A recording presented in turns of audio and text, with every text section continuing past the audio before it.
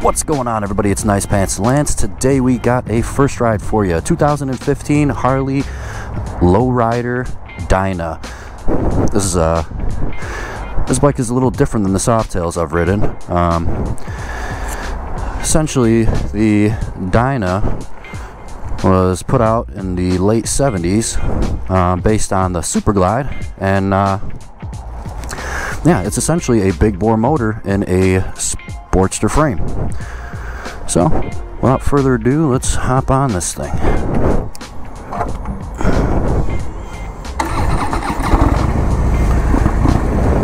Oh yeah, shakes, rattles, and rolls. Let me get a little exhaust clip for you guys. Nice.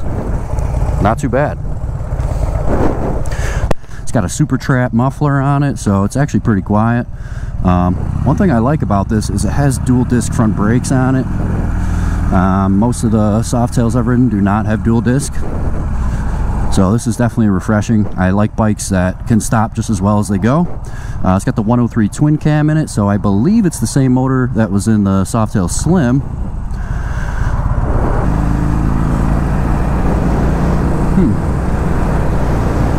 So just like the Street Bob, this feels fairly thin up top. The tank is a little wider than the Street Bob, most definitely,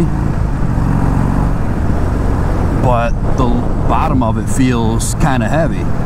That adds to its low center of gravity, and it makes the bike feel light and manageable, and I mean light relatively.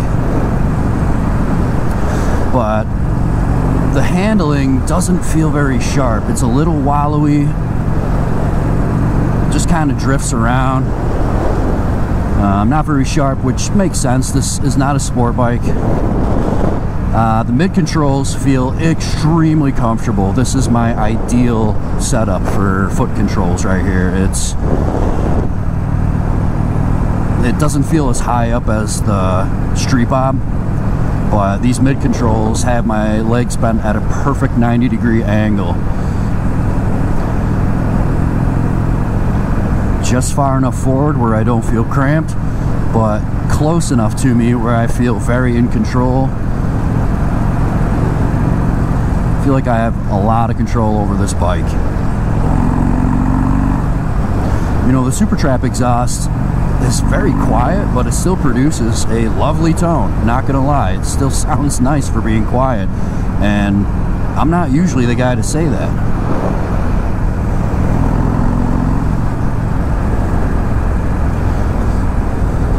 Motor feels powerful.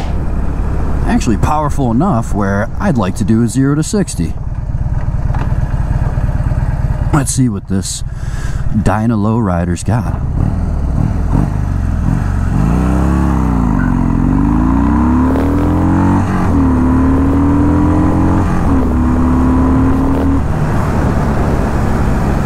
Okay.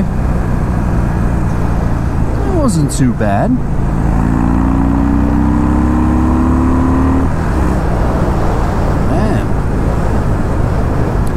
So if you're a Harley guy and you want something that's bigger than a Sportster, but yet just as light as a Sportster and honestly pretty nimble, the DYNA's your bike.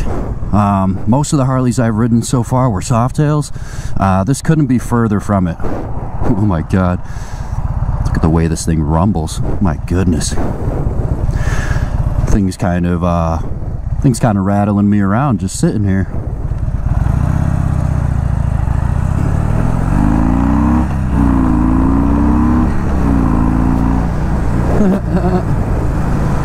Not too bad, you know. It's not as violently powerful as that Milwaukee 8 and the Street Bob, but this feels way more responsive than the Softail Slim.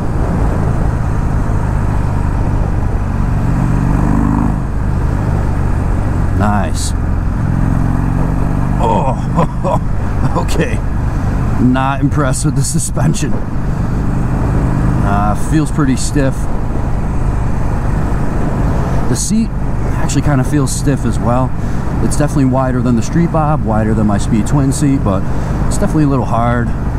It's wide enough where You know, this is a good platform. I feel like you could make this bike comfortable even if you were a big boy.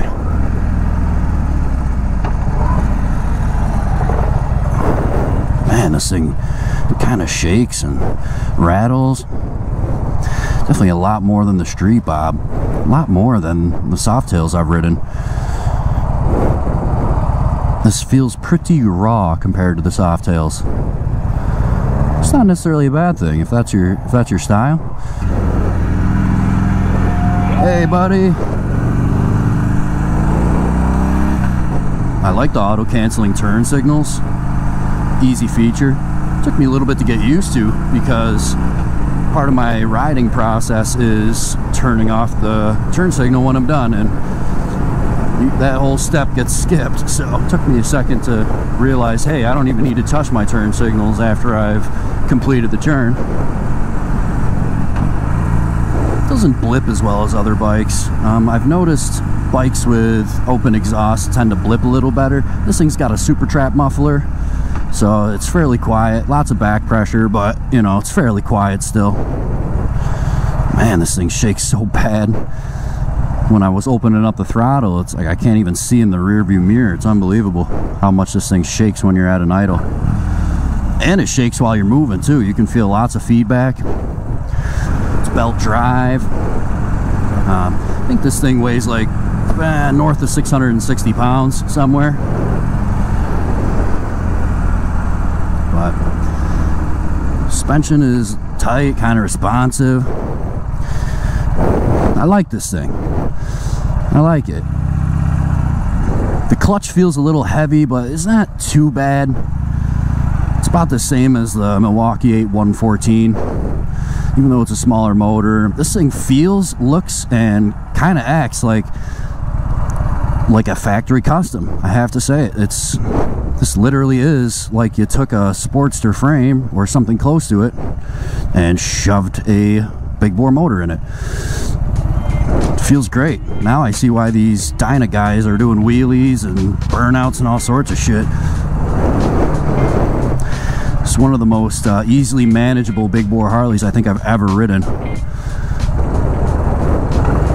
To be honest, if you sat me down on this thing without telling me the engine size, I bet you I'd say Sportster.